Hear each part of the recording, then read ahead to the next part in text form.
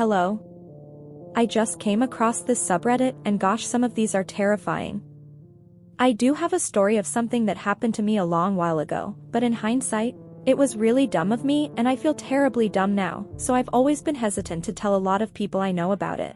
Except for my psychiatrist. And I always apologize for long posts, so it's so hard not to hear. There were some other conversations had with this man named John. It was mostly him talking, but I left some of them out for length's sake. This was a few years ago. It was pretty late, past 1:30, 2 a.m. I was living with this boy who was pretty abusive, and he had gotten really jealous at this party we were at earlier that night. Not even an hour after we had gotten home, he tossed me out onto our front porch and locked the door behind me. I was knocking and pleading for him to please let me back inside. I was still wearing what I had worn to the party, and it was freezing out. I wasn't sure what to do. He had my phone, purse, and wallet in the house with him, so I just sat on the porch crying. When he turned off the lights both inside and outside of the house, I knew he wasn't going to let me back in. I felt so helpless and cold. I thought about knocking on a neighbor's door, though he didn't have many, but I had anxiety about waking any of them up and causing trouble for my boyfriend. So instead, I decided I would try to walk to this gas station and motel, which was a little less than a mile away, so I could use their phone to try to call a girlfriend of mine to see if I could sleep over with her. Ironically enough, I was walking on Donner Pass Road, so the freezing cold was fitting, but anyway. A little bit into the walk, this tall white pickup truck was approaching on the opposite side of the road that I was on.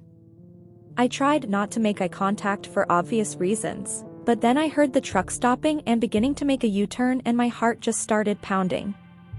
I just about froze up, but forced myself to speed walk at the very least. The truck pulled up to me, and this guy rolled down his window and asked what I was doing out this late. I told him how I was going to meet my friend at the gas station and that she was expecting me. He sort of smiled and offered me a ride. I said no thank you, citing that I shouldn't hitchhike. He told me, well, good. I don't pick up hitchhikers, or anyone. You don't look like a hitchhiker though, you just look like you need some help. He just kept driving next to me and told me I shouldn't think he was a creep, and he pulled out what looked like a police badge and told me he had just gotten off duty, which is why he was in civilian clothes and out so late. He said he wouldn't mind driving next to me just to make sure I get to where I was heading safely. I was naive and a bit too trusting of his kindness and credentials, and when he offered me a ride again, I said that it would be nice because the gas station wasn't that far away anyway. He popped the door open for me and I hopped in. The radio was low, it was a little messy, the ashtray was full of cigarettes, and there were a lot of newspapers on the passenger floor. As I was moving my feet, some of the papers shifted, showing a pair of handcuffs, some coffee cups, empty water bottles, rags, a highlight-colored bandana, and some other things. He apologized, saying that it was the truck he took hunting, but it was super warm, so I was happy and didn't mind at all. He told me his name was John. He asked why I was scantily dressed without a jacket, and I started to tell him about the party and the fight I had been in with my boyfriend. He was super charming and attentive. He even laughed that he could go back and arrest him. I asked about him and he told me about his family. He was a young dad. He had a wife, a daughter, a son, and a dog. And I told him it was like he had the perfect little family, and he laughed and said he certainly did. Then it sort of clicked for me to ask him if I could use his phone, but he said no because he had to save his battery. We were approaching the gas station and he drove right past it. I politely said, "Oh, I think that's the one." But he didn't answer me. I felt sick to my stomach. My heart started pounding, I started getting choked up, and my eyes started tearing up as I was looking out the windows and watched the lights behind us getting further and further away. It was hard for me to even speak, but somehow I murmured, asking if he could please turn around, and he ignored me. Whenever I would look at him, he just looked empty-eyed and emotionless, totally dead and glazed. I looked back out the window and down at the road to see if maybe we were going slow enough that I could leap out of the car without seriously injuring myself.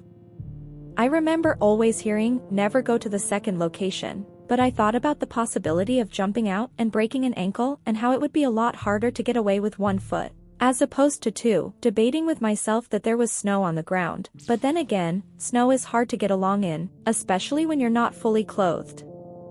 I feel so dumb now too because I wasn't even tied up or anything, I was just so scared though. Like there was nothing but trees, an empty road, and us.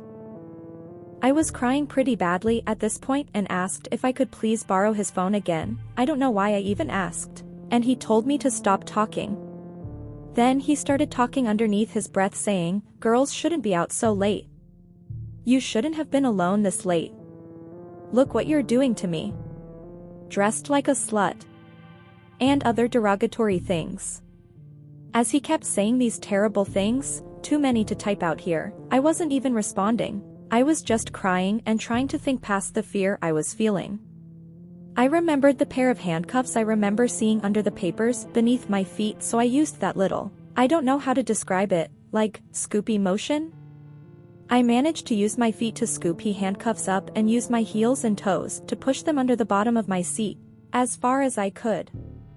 I was thinking of different things I could do to try to help myself, like if we were close enough to some upcoming lights or structures. If I ever made it to them, I could just grab the wheel and cause us to crash into them. Or maybe how if I got lucky enough for a cop to pass us, I could grab the wheel and swerve so he would appear to be a drunk driver and we'd get pulled over.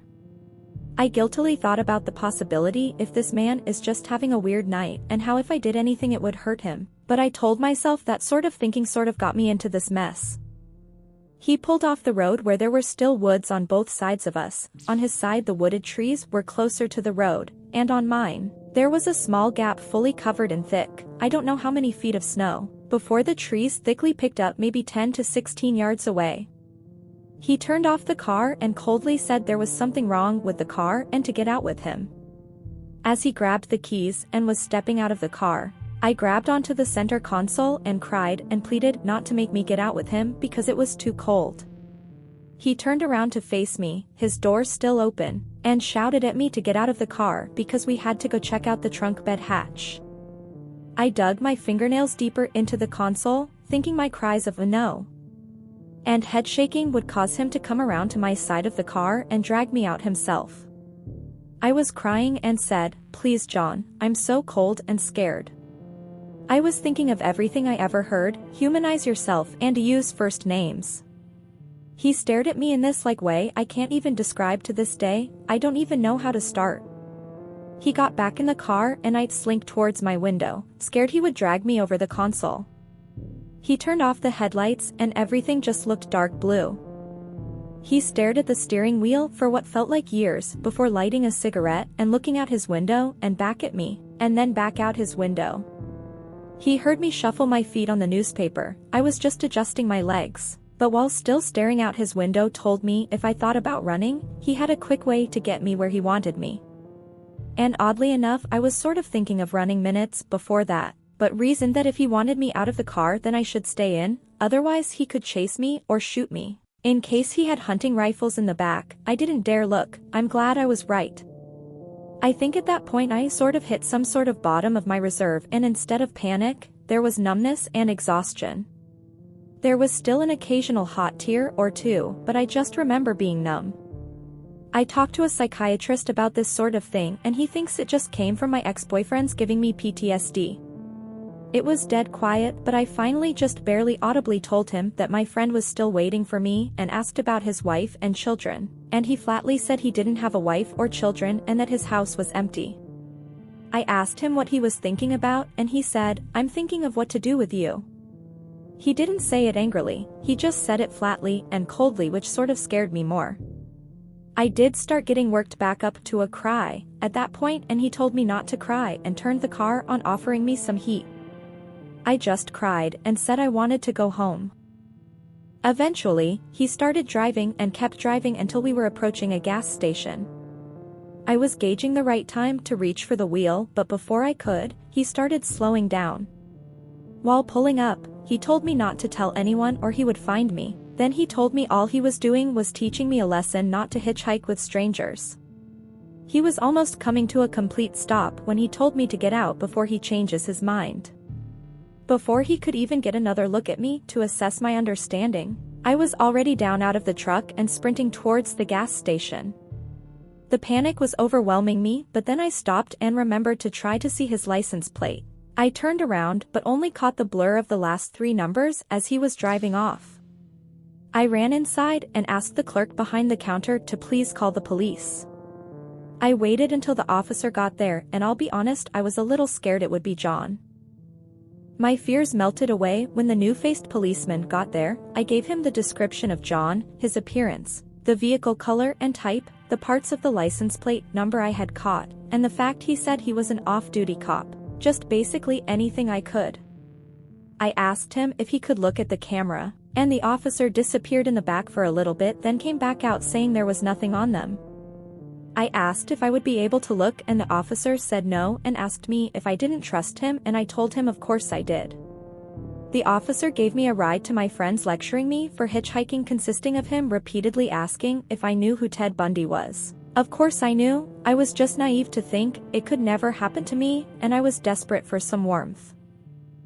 I never heard anything back about the report that was made, so I would try to follow up, and each time I did, they never got back to me aside from this one time I was told my case number didn't exist, but that didn't stop me from trying to follow up. Throughout the months and years, I asked my friend, whose home I slept over at that one night, if she ever heard of any weirdness or anything since that incident had happened to her or anyone up there, and she always says no. So I sort of let it go and try to tell myself that maybe he was just trying to teach me a lesson or something. I mean, I never hitchhiked again, so if it was a lesson, it certainly worked. I never heard anything back having to do with the case. I never heard of any other odd experiences up there. Maybe it was just one man trying to teach me something. But honestly, sometimes I think I tell myself all of that to help me sleep better at night. It all felt really real. Even if it wasn't real, I'm really glad I didn't get out of the car in the woods that night.